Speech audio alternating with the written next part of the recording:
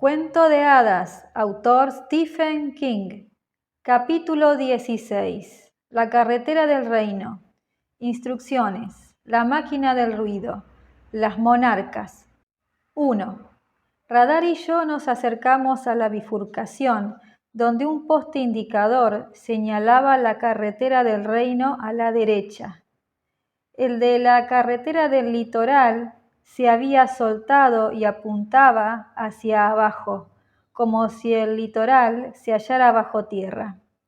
Radar lanzó un ladrido oxidado y vi que desde el litoral venían un hombre y un niño. El hombre se valía de una muleta y llevaba envuelto en un vendaje sucio el pie izquierdo, que apenas apoyaba en el suelo cada pocos pasos. Me pregunté hasta dónde llegaría con una sola pierna buena. El niño no iba a servirle de gran ayuda. Era menudo y acarreaba las pertenencias de ambos en un saco de arpillera que cada tanto se cambiaba de mano y a veces arrastraba por la carretera. Se detuvieron en la bifurcación y me observaron cuando me dirigí a la derecha, dejando atrás el indicador. «Por ahí no, señor», exclamó el niño. «Por ahí se va a la ciudad embrujada». Era gris, aunque no tanto como el hombre que lo acompañaba. Tal vez fueran padre e hijo, pero era imposible distinguir el parecido, porque el rostro del hombre había empezado a desfigurarse y sus ojos se contraían hacia arriba. El hombre le dio un manotazo en el hombro y habría acabado en el suelo si el niño no lo hubiera sujetado. «Déjalo, déjalo», dijo el hombre. Su voz era inteligible pero ahogada, como si le hubieran envuelto las cuerdas vocales con Kleenex. Pensé que pronto solo emitiría zumbidos y balbuceos, como Dora. Vociferando, me habló a través de la creciente separación entre las dos carreteras, y era obvio que le dolía. Con aquella mueca de dolor, sus facciones a medio disolverse resultaban aún más horrendas, pero estaba decidido a transmitir su mensaje. «Hola, hombre entero.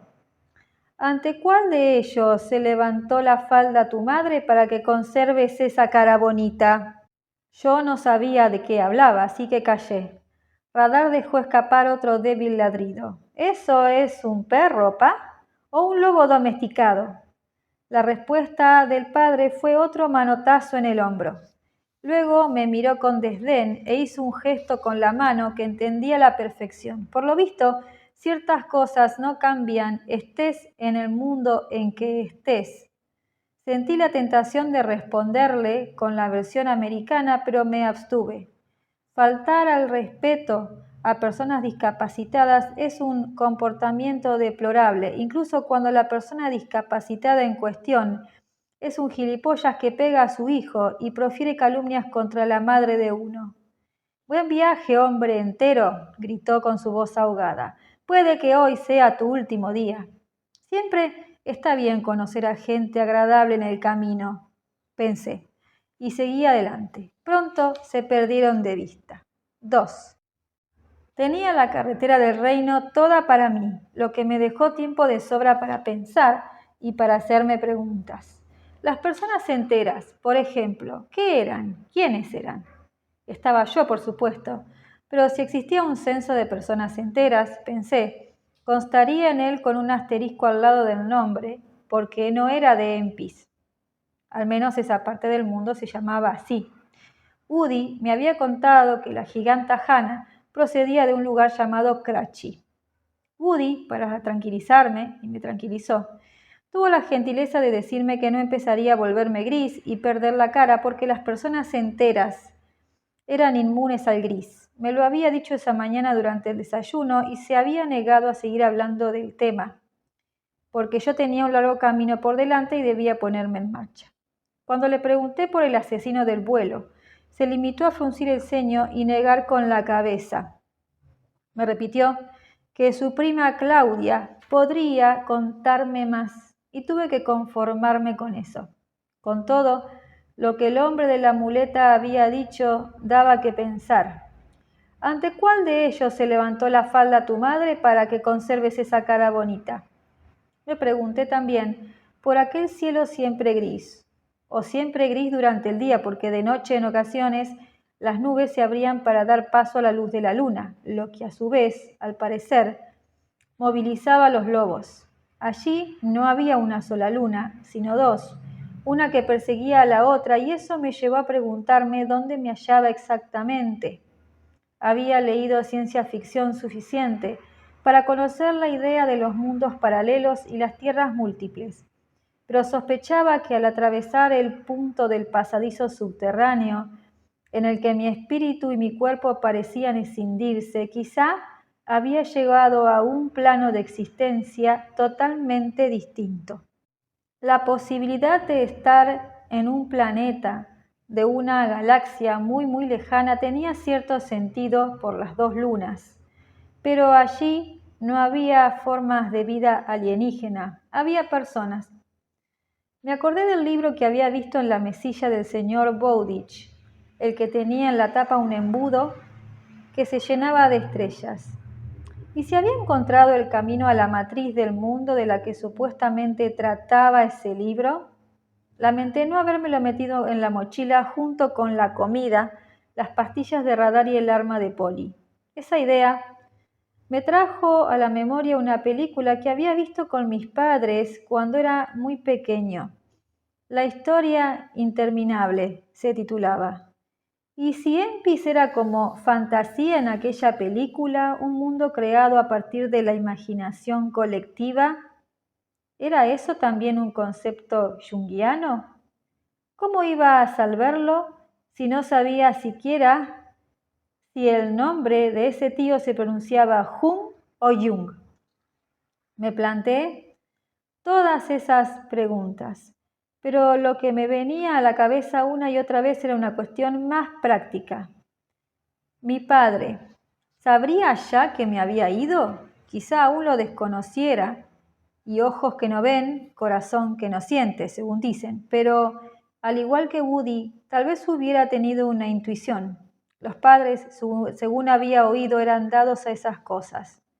Habría intentado llamar por teléfono y al ver que yo no contestaba, habría enviado un mensaje. Quizá hubiera dado por supuesto que simplemente estaba demasiado ocupado con las cosas del instituto para responder, pero eso no habría servido durante mucho tiempo porque sabía que era bastante responsable y respondía en cuanto podía. No me gustaba la idea de preocuparlo, pero no podía hacer nada al respecto. Había tomado una decisión y además, debo admitirlo si me propongo decir la verdad, me alegraba de estar allí. No puedo decir exactamente que estuviera pasándomelo bien, pero sí me alegraba. Deseaba respuestas a un millar de preguntas. Deseaba ver qué había más allá de la cuesta siguiente y el recodo siguiente. Deseaba ver aquello que el niño había llamado la ciudad embrujada. Por supuesto, tenía miedo de Hannah, de los soldados de la noche y de algo o alguien llamado asesino del vuelo y sobre todo de Gog Magog. Pero a la vez me sentía eufórico y tenía que pensar en Radar. Si podía darle una segunda oportunidad, estaba decidido a hacerlo. Cuando me paré a comer y descansar un rato, tenía bosque cerrado a ambos lados. No veía animales, pero había abundante sombra. ¿Quieres comer un poco, Radar? Esperaba que le apeteciese porque esa mañana no le había dado ninguna pastilla. Saqué de la mochila una lata de sardinas, la abrí y la ladeé hacia ella para que la olfateara bien. Alzó el hocico, pero no se levantó. Vi que los ojos seguían resumándole aquella sustancia pegajosa. Vamos, chica, esto te encanta. Después de dar 3 o 4 pasos por la plataforma en pendiente de la carretilla, le fallaron las patas traseras. Resbaló de lado el resto del camino, lanzando un gañido agudo de dolor. Cayó de costado en el suelo de tierra apisonada y jadeando levantó la cabeza para mirarme.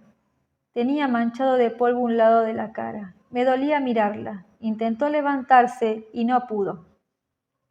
Dejé de preguntarme por las personas enteras, las personas grises e incluso mi padre. Todo eso se desvaneció. Le sacudí el polvo, la tomé en brazos y la llevé hasta la estrecha franja de hierba entre la carretera y la ingente masa de árboles. La deposité allí, le acaricié la cabeza y después le examiné las patas traseras.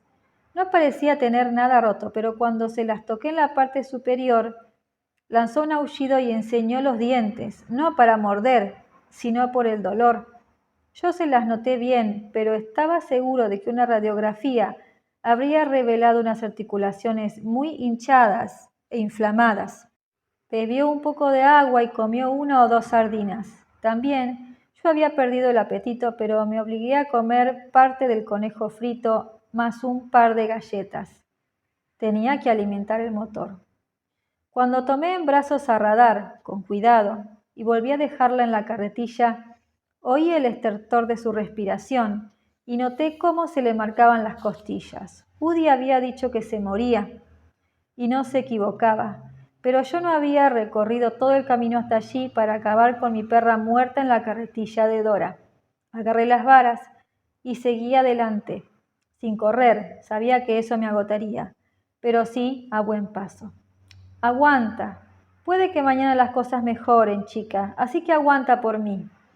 Oí el golpeteo de su cola contra la carretilla cuando la meneó. 3. Las nubes se oscurecieron mientras tiraba de la carretilla por la carretera del reino, pero no llovía, mejor así.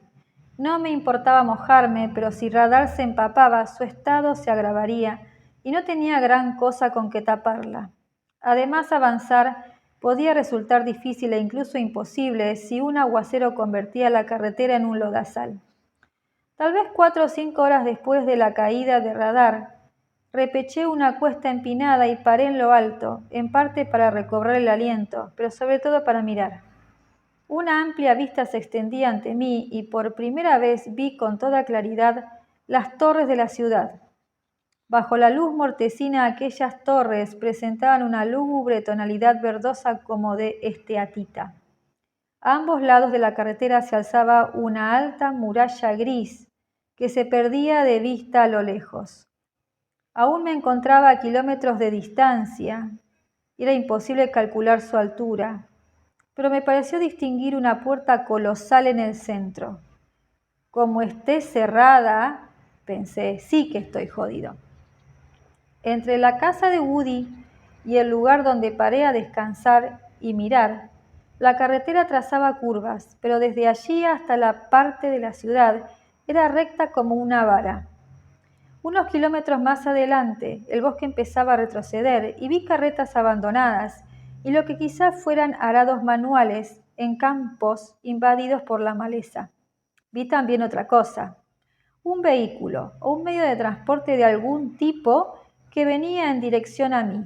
Yo tenía buena vista, pero aquello se encontraba a kilómetros de distancia todavía y no distinguí qué era. Toqué la culata del 45 del señor Bowditch, no para comprobar que todavía lo llevaba, sino para reconfortarme. «Radar, ¿estás bien?» Eché una ojeada por encima del hombro y vi que me miraba desde la parte delantera de la carretilla. Era buena señal. Tomé los mangos y reanudé la marcha. En las manos empezaba a aparecerme un buen surtido de ampollas y habría dado cualquier cosa por un par de guantes de trabajo. Demonios, incluso por unas manoplas. Al menos aquel tramo era cuesta abajo. 2 o 3 kilómetros más adelante, en un punto donde la carretera descendía y las torres quedaban ocultas detrás de la alta muralla de la ciudad, volví a parar. Veía ya que la persona que venía hacia mí parecía ir montada en un triciclo descomunal. Cuando se redujo la distancia entre nosotros, advertí que era una mujer quien viajaba en el triciclo, y a buena velocidad. Llevaba un vestido negro que ondeaba en torno a ella, y me fue imposible no pensar de nuevo en el Mago de Oz. Concretamente en la parte en blanco y negro del principio, cuando Almira Gulch va en bicicleta bajo el cielo amenazador de Kansas en busca del perro de Dorothy para sacrificarlo por morderla. El triciclo que se aproximaba incluso iba provisto de una cesta de madera en la parte de atrás, aunque esa era mucho más grande que la de tamaño toto de la bicicleta de la señorita Gulch.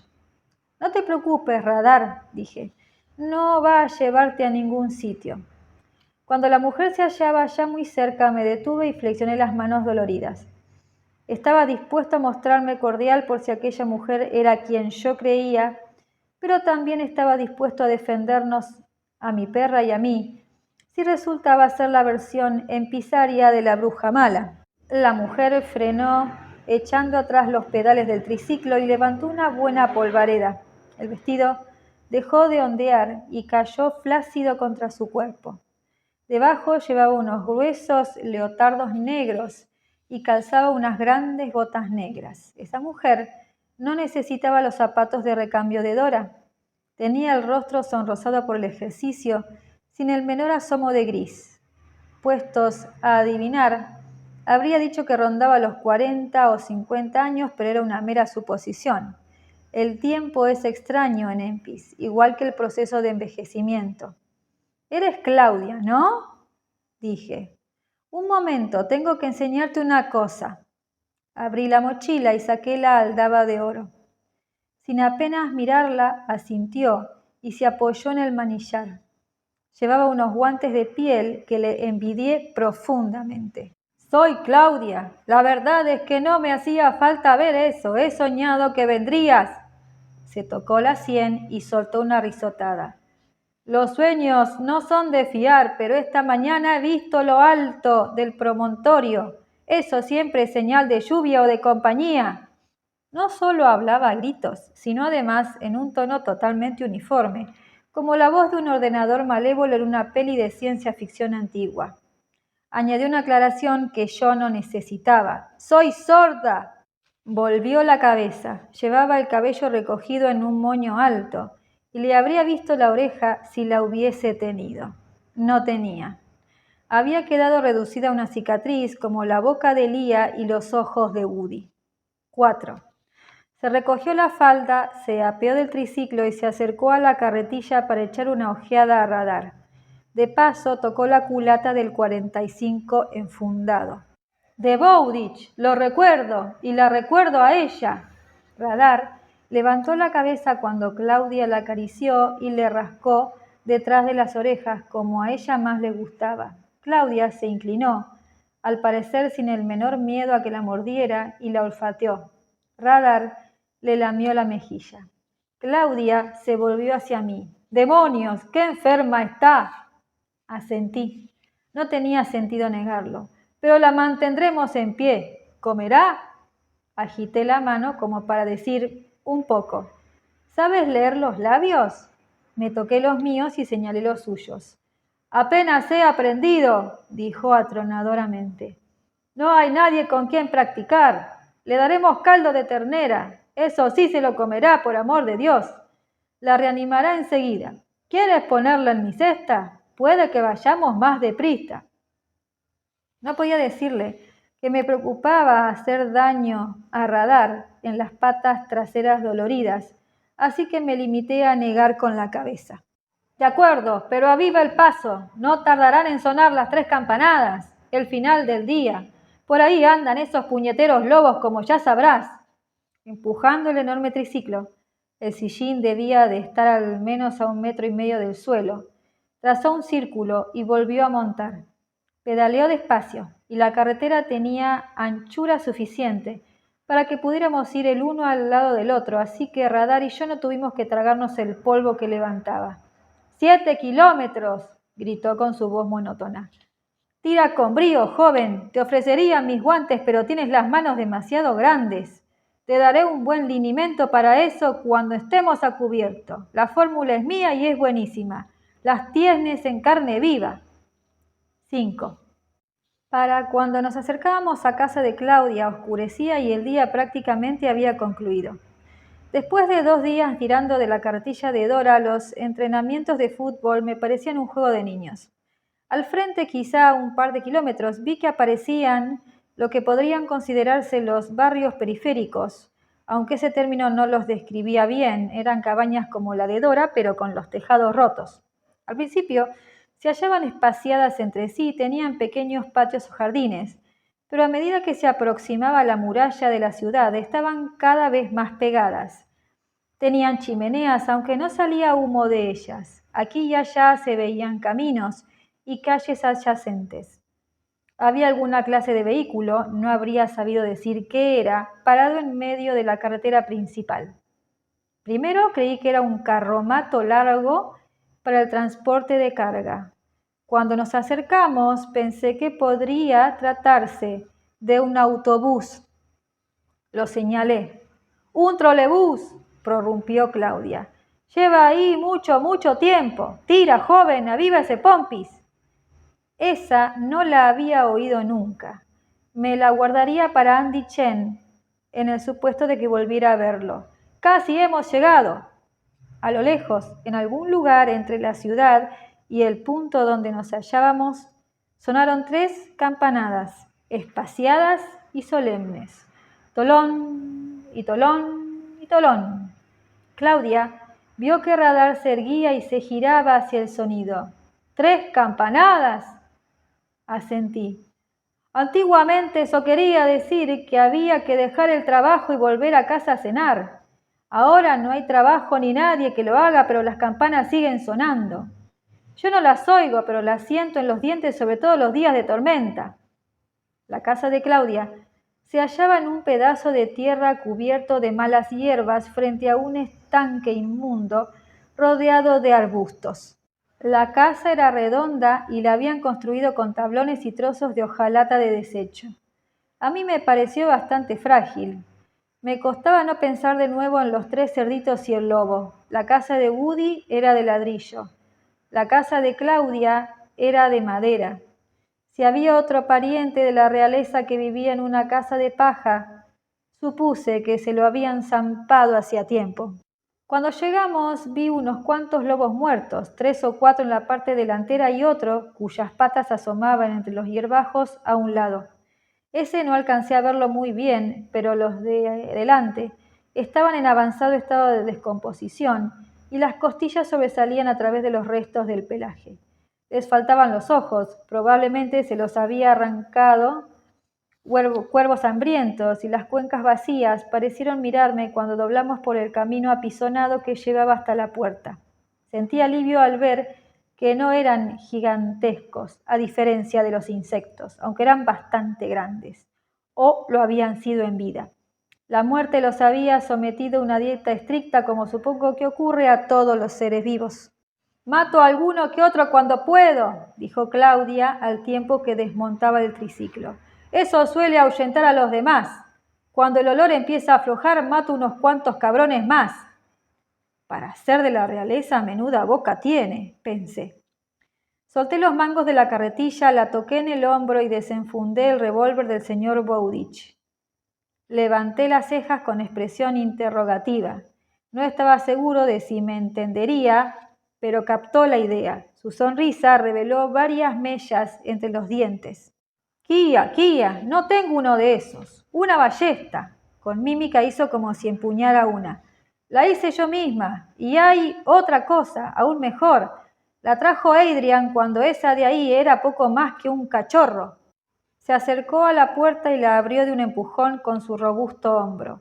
Saqué a radar de la carretilla y probé a dejarla en pie. Se sostuvo y caminó, pero ante el escalón de piedra se detuvo y me miró para que la ayudara.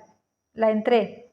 La casa constaba de una amplia habitación redonda y otra, supuse, que más pequeña, oculta tras una cortina de terciopelo azul, adornada con hilo escarlata y dorado.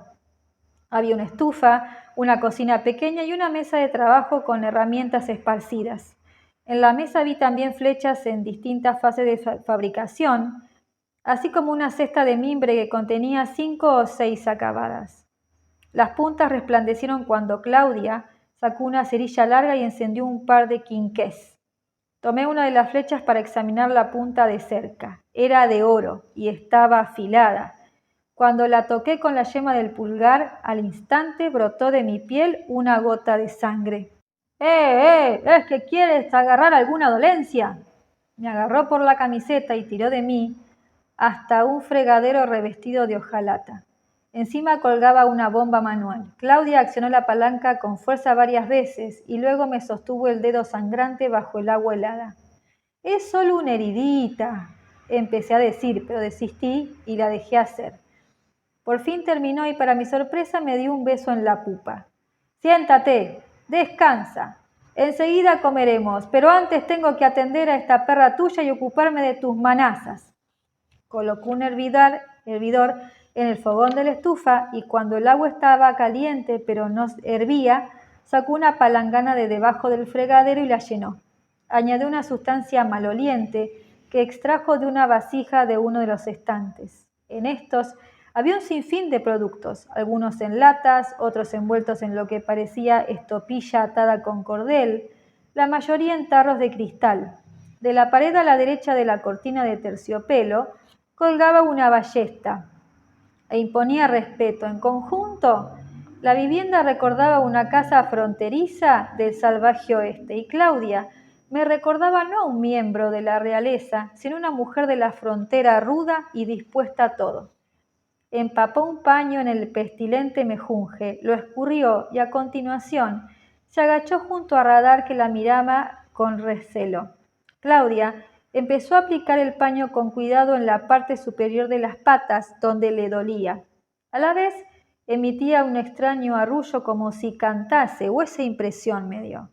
Era un sonido cadencioso muy distinto de la voz con la que hablaba, monótona y potente, casi como la de los avisos del sistema de megafonía del instituto. Pensé que quizá Radar tratara de escabullirse o incluso morderla, pero no fue así. Apoyó la cabeza en las toscas tablas y dejó escapar un suspiro de satisfacción. Claudia introdujo las manos bajo el cuerpo de Radar. «Date la vuelta, cielo. Ahora la otra». Radar no se dio la vuelta, más bien se dejó caer del otro lado. Claudia volvió a empapar el paño y se puso manos a la obra con la otra pata trasera. Cuando hubo terminado, lanzó el paño al lavabo de hojalata y tomó otros dos. Los empapó, los escurrió y se volvió hacia mí. «Extiende las manos al frente, joven príncipe. Así te llamaba Woody en mi sueño». Decirle que no era más que el bueno de Charlie no iba a servir de nada, así que extendí las manos. Me las envolvió con los paños húmedos y tibios. El hedor de la pócima era desagradable, pero el alivio fue inmediato. No pude expresarlo con palabras, aunque ella me lo vio en la cara. «Buenísima, que sí. Me enseñó a prepararla mi abuela hace mucho tiempo, cuando ese trolebús aún hacía la ruta hasta Ullum y había gente que oía las campanas. Lleva corteza de sauce, pero también muchas cosas más, hijo mío. Quédate así mientras preparo un poco de manduca. Debes de tener hambre». 6. Cenamos filete con judías verdes y de postre una especie de tarta de manzana y melocotón.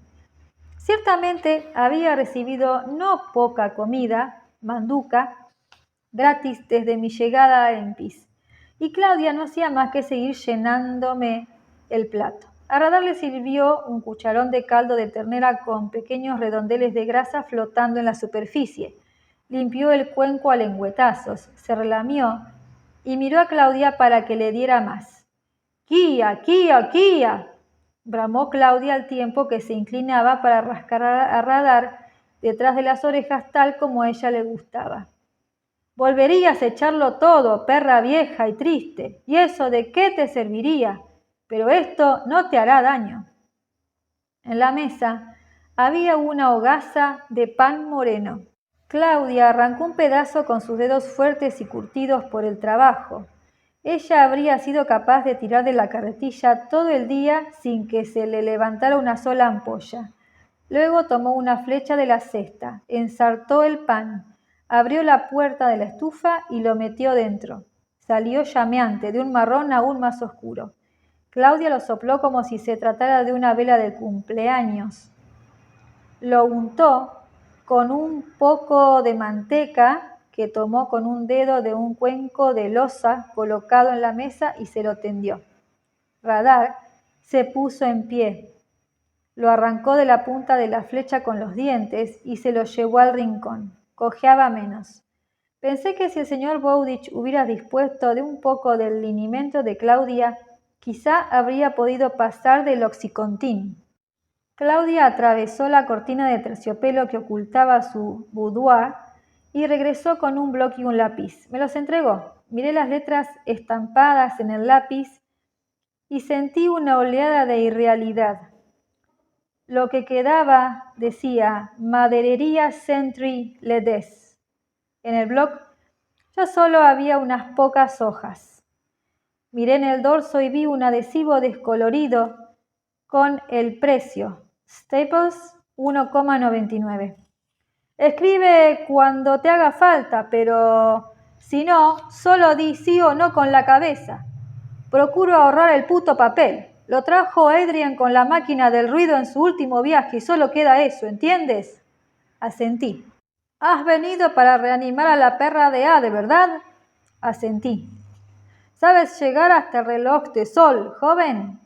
Escribí y le tendí el bloc para que lo viera. El señor Bowditch fue dejando sus iniciales a su paso, lo cual pensé sería mejor que dejar migas de pan, en el supuesto de que la lluvia no las hubiese borrado. Claro.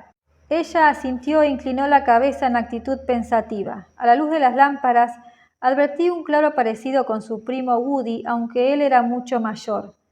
Bajo la apariencia resultante de años de trabajo y prácticas de tiro con los lobos merodeadores, se adivinaba cierta belleza austera.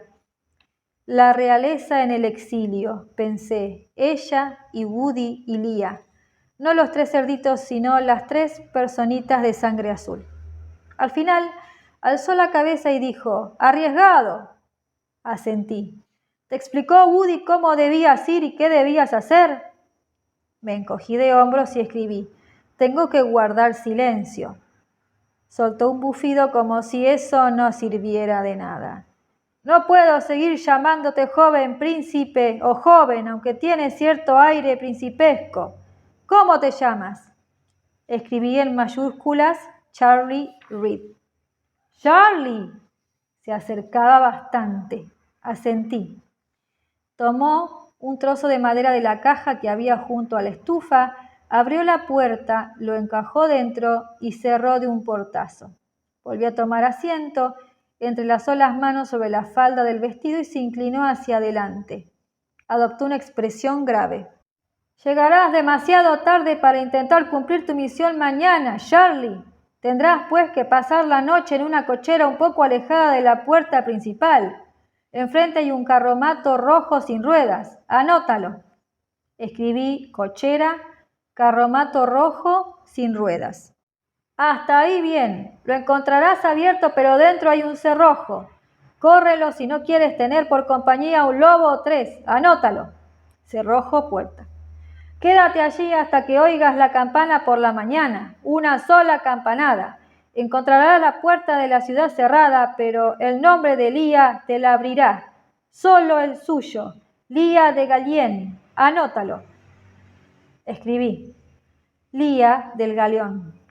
Ella señaló el bloc para que le enseñara qué había escrito, frunció el entrecejo y luego señaló el lápiz. Tachó Galeón y lo cambió por Galien. «¿Es que no se enseñan ortografía en esa tierra tuya, muchacho?». Me encogí de hombros. Galeón o Galien se parecían, y en cualquier caso, si la ciudad estaba vacía, ¿quién iba a oírme y dejarme entrar? «Debes estar allí y cruzar la puñetera puerta en cuanto suene la campanada de la mañana, porque tendrás un puñetero buen trecho por delante». Se frotó la frente y preocupada me miró. «Si ves las marcas de Ade, puede que todo vaya bien. Si no las ves, márchate o te perderás. Las calles son un laberinto. Al anochecer aún estarías vagando por ese infierno». Escribí. «Ella morirá si no puedo renovarla». Claudia lo leyó y me devolvió el bloc con brusquedad. «¿La quieres tanto como para morir con ella?». Negué con la cabeza. Claudia me sorprendió con una carcajada casi musical. Pensé que ese sonido era un vestigio de lo que había sido su voz antes de que la condenaran a una vida sumida en el silencio. «No es una respuesta noble, pero aquellos que contestan con nobleza tienden a morir jóvenes y con los pantalones cagados. ¿Te apetece un poco de cerveza?». Negué con la cabeza. Se levantó, Revolvió en lo que dedujera su despensa y volvió con una botella blanca. Extrajo con el pulgar un corcho agujereado para que el brebaje respirase, supuse, y dio un largo trago. A eso siguió un sonoro eructo. Volvió a sentarse con la botella aferrada en el regazo. Si las marcas continúan allí, Charlie, las marcas de Adrian, síguelas tan deprisa como puedas y en silencio, siempre en silencio. No hagas caso de las voces que quizá oigas, porque son las voces de los muertos, y otros peores que los muertos. ¿Peores que los muertos? Eso no me sonó nada bien. Y hablando de sonidos, debía tener en cuenta el que posiblemente producirían las ruedas de madera de la carretilla de Dora en las calles pavimentadas. ¿Podría Radar andar parte del camino y llevarla yo a cuestas el resto? Puede que veas cosas raras, cambios en la forma de los objetos, pero no hagas caso. Al final llegarás a la plaza donde está la fuente seca. Pensé que quizá había visto esa fuente en el retrato de Claudia y Lía que me había enseñado Woody. Cerca hay una casa amarilla enorme con postigos marrones. Un pasaje la atraviesa por el centro. Esa es la casa de Hannah. La mitad de la casa es donde Hannah vive. La otra mitad es la cocina a la que Hannah se lleva sus comidas. Anótalo. Así lo hice. Y a continuación, Claudia tomó el bloc. Dibujó un pasaje cubierto con un techo curvo. Encima, dibujó una mariposa con las alas extendidas. Para hacer un bosquejo rápido era excelente. Debes esconderte, Charlie, con tu perra. ¿Ella estará callada? Asentí. ¿Callada, pase lo que pase?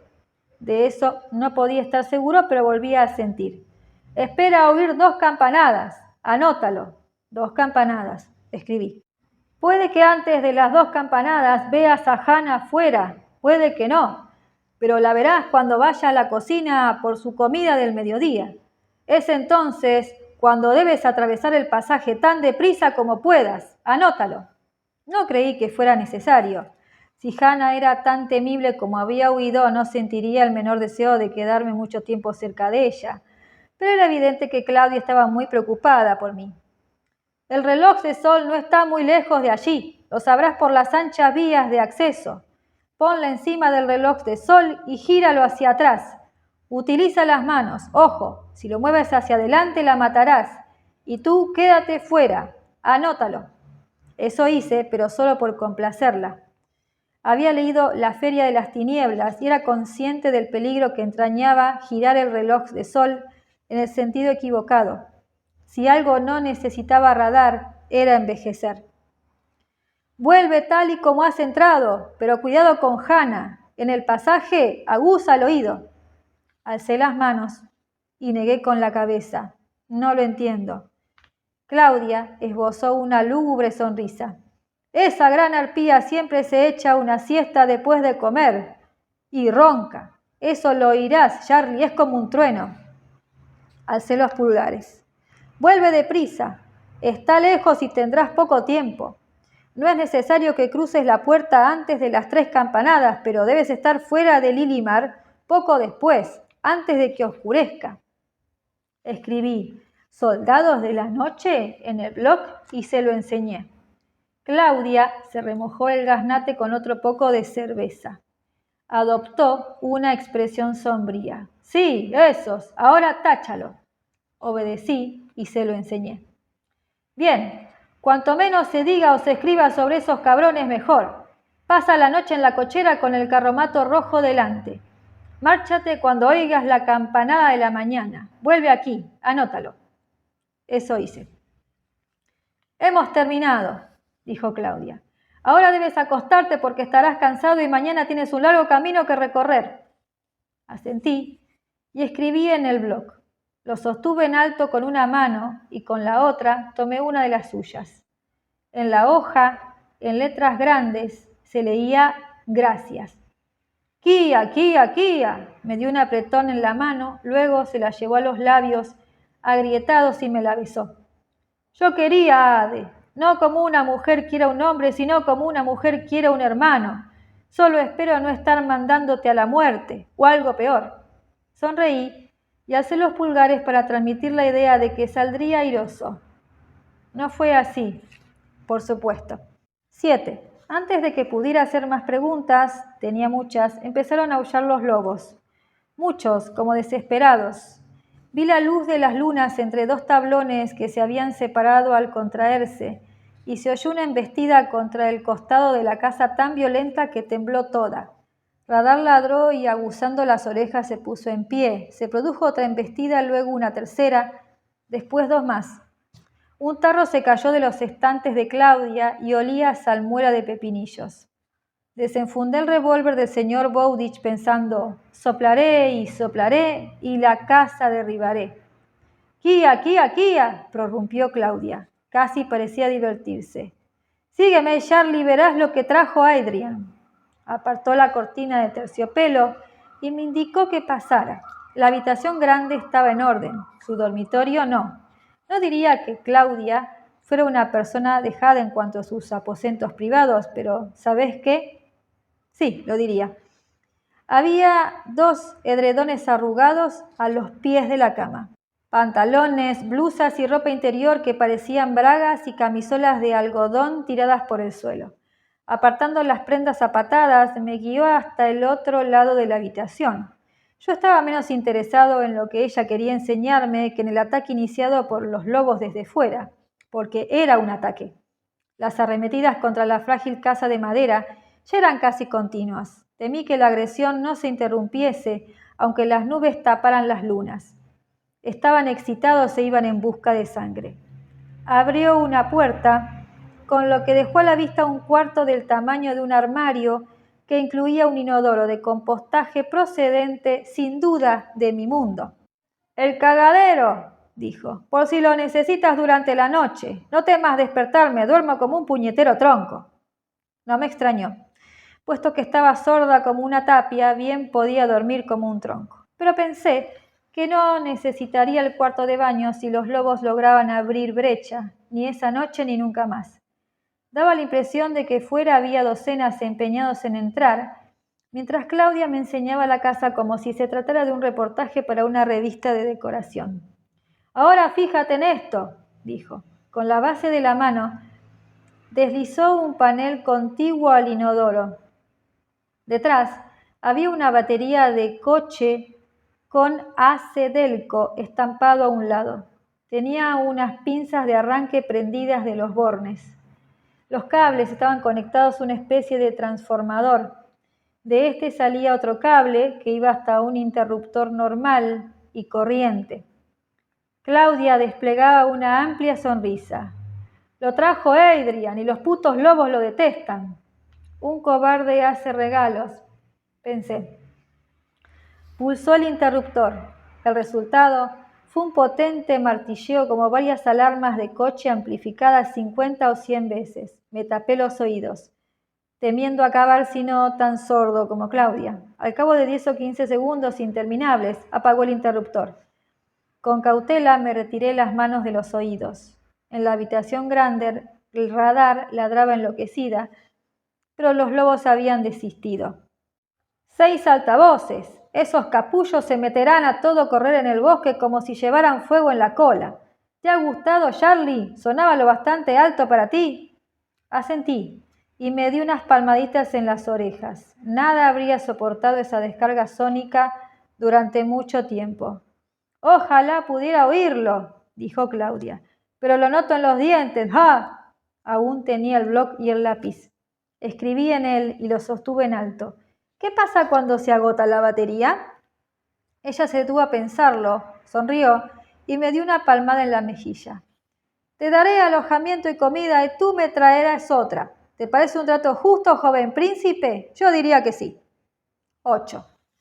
Dormí junto a la estufa como en casa de Dora. Esa noche no me desvelé cavilando sobre mi situación.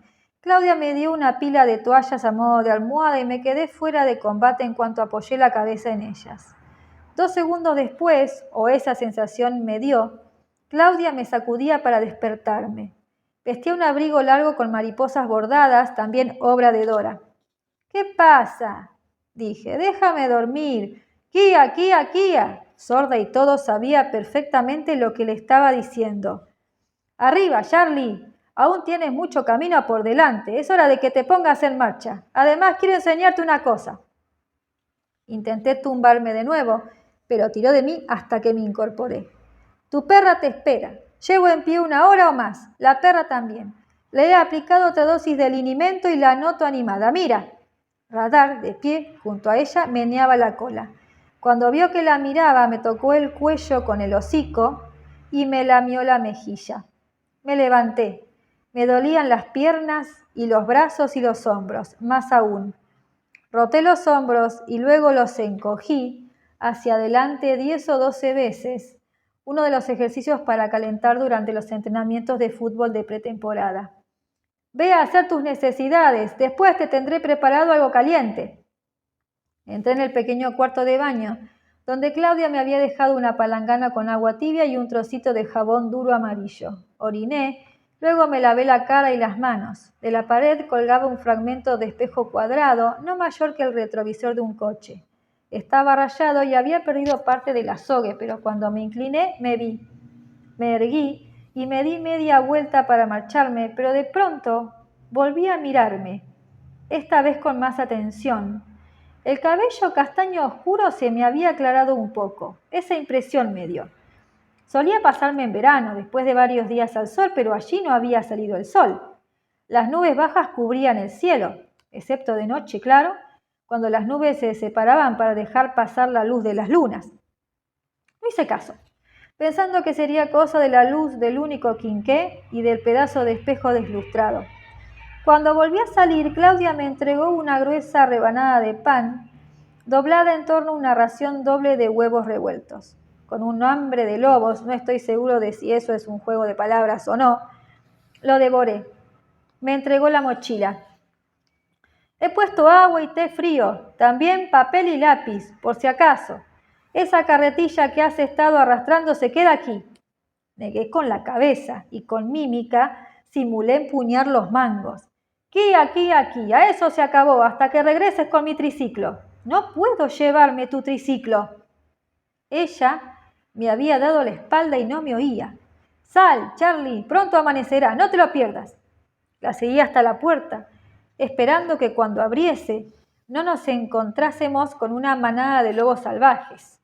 No había ninguno y en dirección a lo que el niño había llamado Ciudad Embrujada, las nubes se habían separado y alcancé a ver unas cuantas estrellas dispersas. Cerca de la carretera del reino estaba el descomunal triciclo de Claudia. Había revestido la enorme cesta de la parte de atrás con un retazo blanco de lo que parecía borreguillo y entendí que era ahí donde en principio debía viajar Radar. Comprendí que sería más rápido y fácil ir en el triciclo que tirar de la carretilla con Radar en ella, pero había una cosa aún mejor. Claudia se inclinó y sostuvo el quinqué junto a la formidable rueda delantera. «Ade trajo también estos neumáticos, de caucho. Yo había oído hablar de ellos, pero nunca los había visto. Es magia de tu mundo, Charlie, y magia silenciosa». Eso me convenció. Así no tendría que preocuparme por el traqueteo de unas ruedas duras contra los adoquines. Señalé el triciclo, me señalé a mí, me di unas palmaditas en el pecho por encima del corazón. «Te lo devolveré, Claudia, te lo prometo». «Me lo traerás, joven príncipe Charlie, no lo dudo». Me dio una palmada en la espalda y luego con toda naturalidad otra en el trasero, lo que me recordó al entrenador Harkness cuando me ponía a jugar en defensa o me mandaba al banquillo durante el turno de bateo. «Ahora fíjate en ese cielo despejado». Eso hice. A medida que el brillo de las estrellas se atenuaba, el cielo sobre la ciudad de Lilimar adquiría una hermosa tonalidad melocotón. Puede que sea el color de los amaneceres en el trópico, pero yo nunca había visto uno igual. Radar, sentada entre nosotros con la cabeza en alto, olfateaba el aire. Salvo por la sustancia que brotaba de sus ojos y por lo delgada que estaba, habría dicho que se encontraba perfectamente. «¿Qué buscamos?». Claudia no contestó, porque no me vio hablar. Miraba hacia la ciudad donde se alzaban las torres y los 3 altos chapiteles, negros en contraste con la creciente claridad del día. No me gustó el aspecto de aquellos chapiteles de cristal, ni siquiera de lejos. Por su configuración casi parecían rostros que nos miraban. Me dije que era una ilusión óptica no muy distinta de ver una boca abierta en el hueco de un árbol viejo o una nube semejante a un dragón, pero no logré convencerme, ni de lejos. Cobró forma en mi mente la sospecha, seguramente absurda, de que la propia ciudad era Gog-Magog, sentiente, alerta y malvada. La idea de acercarme más me amedrentaba. La idea de utilizar el nombre de Elía para cruzar su puerta me aterrorizaba. El señor Bowditch lo hizo y regresó, me dije. Tú también puedes. No obstante, tenía mis dudas. De pronto, sonó el tañido largo y férreo de la campana. ¡Tolón! Radar se puso en pie y dio un paso hacia el sonido. ¡Primera campanada, Charlie! Alcé un dedo y asentí. Mientras el sonido flotaba aún en el aire, empezó a ocurrir algo mucho más asombroso que una cucaracha enorme o un grillo rojo grande. En torno a la ciudad, por encima de las chozas y cabañas hacinadas, el cielo empezó a oscurecerse, como si fuera una persiana que en lugar de bajar, subiera. Me agarré al brazo de Claudia temiendo por un momento estar viendo un extraño eclipse no del sol o de la luna, sino de la propia tierra. Después, cuando el tañido de la campana se desvaneció del todo, la oscuridad se resquebrajó en 10.000 grietas de luz pulsátiles y cambiantes. Vi los colores negro y dorado, blanco y naranja, el púrpura imperial más intenso. Eran las mariposas monarca, cada una del tamaño de un gorrión, pero tan delicadas y efímeras que la luz de la mañana las traspasaba además de envolverlas. ¡Salve, Empis! Exclamó Claudia, levantó las dos manos hacia el aluvión de vida que se extendía por encima de nosotros. Ese aluvión ocultó el perfil urbano, ocultó los rostros que me había parecido ver. ¡Salve, dinastía de los Gallien! Que vuelvan al trono y reinen por siempre jamás. Pese al volumen de su voz, apenas la oí.